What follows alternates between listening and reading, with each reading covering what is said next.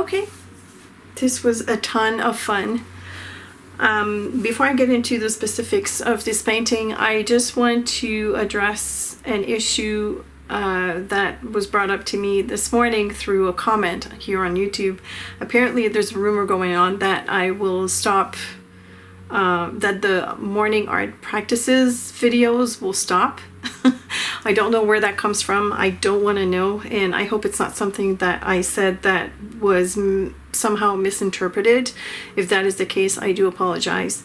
But rest assured, the morning art videos are here to stay as long as I can, and I'm nowhere near wanting to stop them. I need them just as much as you apparently want them. So let's kill that rumor right off the bat. I know that on Monday I did not publish a video, and it will happen from time to time when I need to catch up. I'm working really hard, guys. I'm working almost 7 days a week. So when one of those days I'm being called out, you know, like I have families, I have friends, families, you know, sometimes my kids need me. And so if I'm called out and I need to step away from the studio for a day or so, the workload gets backed up, and somehow I can't quite I can't catch up. I apparently do need sleep. I wasn't aware of that. So as much as I want to keep going at the wee hours of the night, I do need some sleep. So anyways, all this to say that don't be afraid, the videos are not stopping anytime soon. So let's forget about that.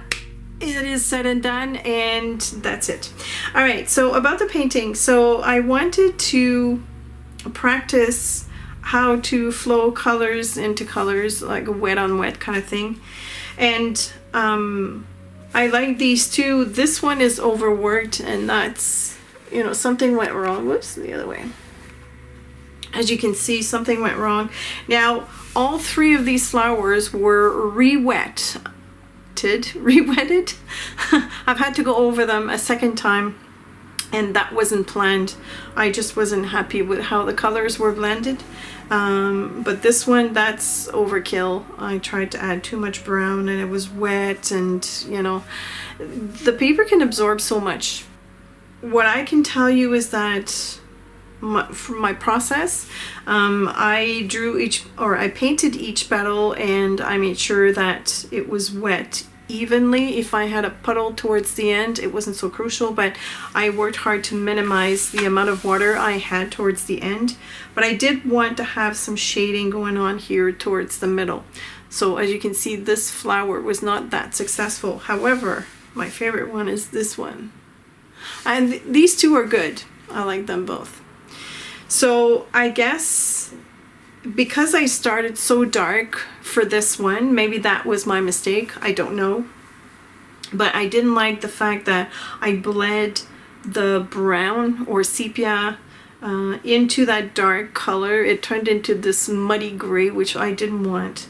And so that's why I ended up reworking and overworking it. But these two, they started out as being super light, so that's why I was able to rework them without them looking too shabby. I also had some bleeding going in here on that petal. I don't mind that. I think it looks great. I think it just makes the painting more interesting, in my opinion. And then here at the bottom, I did a couple of leaves. And I do like that color here that I used. The first color, which was very, very light, is Holbein's jaune brillant. They don't even have the English translation for this. I don't know why. But if you translate that, of course, it's a brilliant yellow. It's not brilliant. It's kind of like a faded or a pastel yellow, which I love. And I think it looks great with these colors.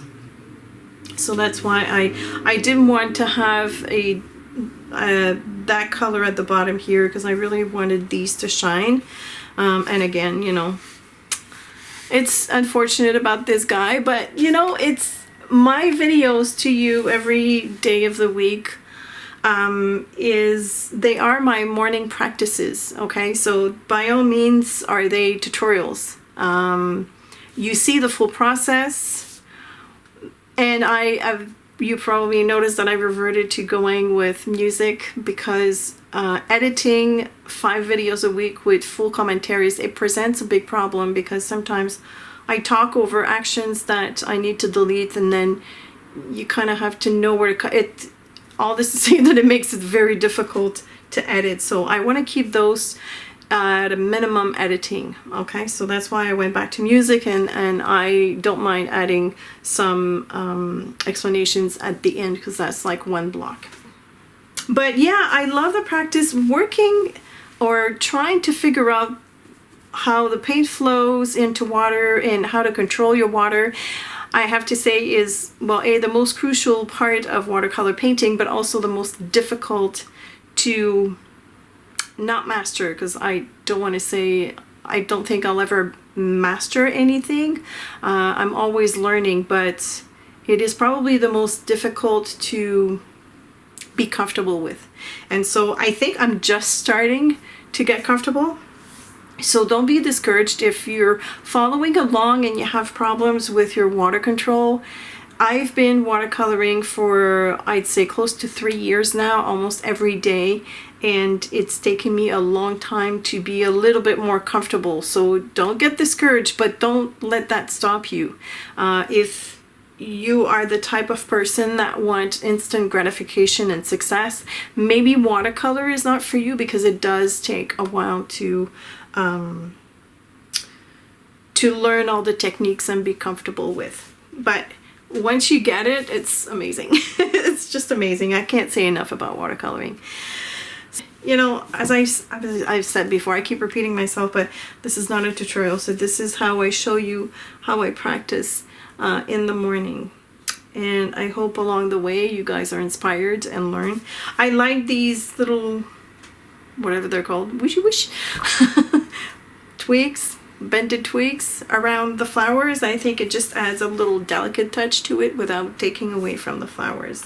So yeah, all in all, I like the painting. Even though this is bothering me, I really do like the painting. I loved for what it brought me, about an hour's worth of pleasure, of painting pleasure. So that's it for this video, and if you are inspired by it and you want to try your hands at it and want to share on your social medias, make sure you tag me at Créations CeeCee on Facebook or Instagram. I'd love to see what your paintings look like.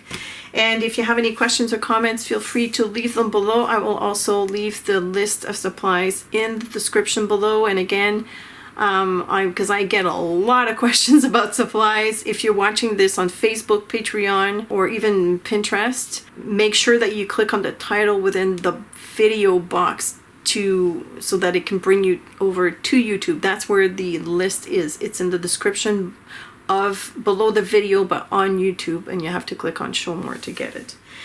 So that's it. Thanks so much for watching. Thank you, my awesome patrons, for supporting my art over at Patreon.